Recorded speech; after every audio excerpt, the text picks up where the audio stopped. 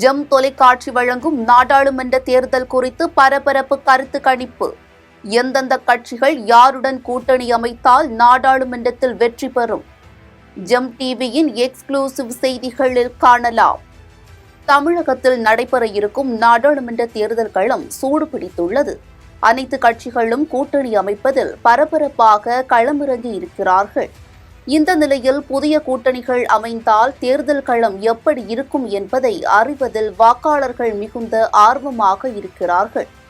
அந்த வகையில் திமுக வழக்கமான கூட்டணி அமைக்கும் என்கிற கணிப்போடு பாட்டாளி மக்கள் கட்சி, தேமுதிக, இன்னும் பிற கட்சிகள் அதிமுகவுடன் கூட்டணி வைக்குமா, பாஜகவுடன் கூட்டணி வைக்குமா என்ற கேள்வி எழுந்துள்ளது.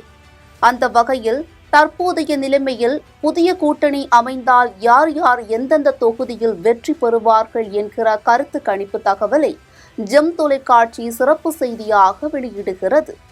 அதிமுகவை பொறுத்தவரை பாஜகவை வெளியேற்றிய நிலையில் புதிய கூட்டணி அமைக்க போராடி வருகிறது.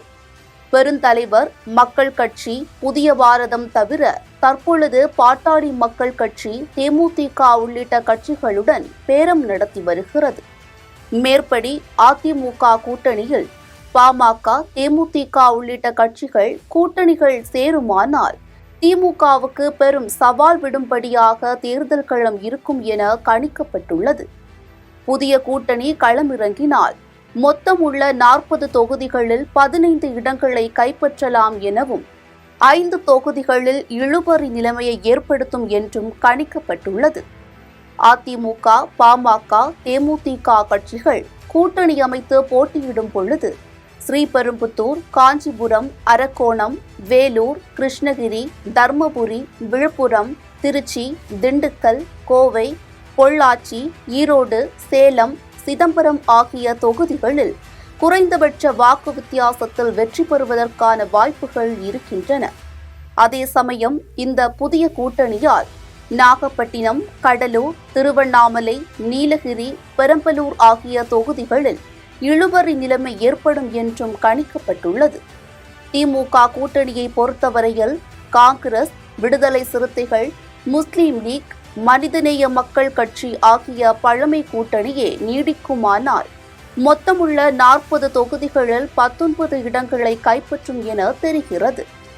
திருவள்ளூர், வடசென்னை, தென் சென்னை, மத்திய சென்னை, ஆரணி, கரூர், நாமக்கல், மயிலாடுதுறை, தஞ்சாவூர், தூத்துக்குடி, சிவகங்கை, ராமநாதபுரம், தேனி, விருதுநகர், திருநெல்வேலி, தூத்துக்குடி, கன்னியாகுமரி, தென்காசி ஆகிய தொகுதிகளில் திமுக அமோக வெற்றி பெறும் என தெரிகிறது.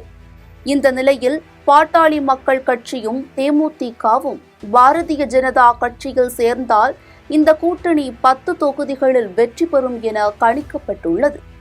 காஞ்சிபுரம், கடலூர், வேலூர், கிருஷ்ணகிரி, தர்மபுரி, விழுப்புரம், திருவண்ணாமலை, திருச்சி, புதுச்சேரி, தென்காசி தொகுதிகளில் பாஜக கூட்டணி வெற்றி பெற வாய்ப்பு இருப்பதாக சொல்லப்படுகிறது.